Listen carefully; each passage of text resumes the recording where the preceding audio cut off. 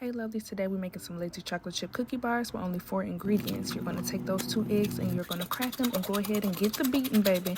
You're going to add that melted butter and then the cake mix into that, and you're just going to mix it all together until it gets like a thick cake batter dough type consistency. Then you're going to add the bag of chocolate chips and then fold those in.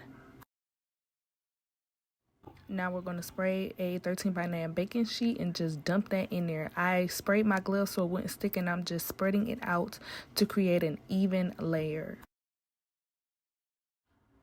This is what it's looking like before it goes into the oven. I saved some chocolate chips to the side and I'm just putting some on top for some more chocolatey goodness.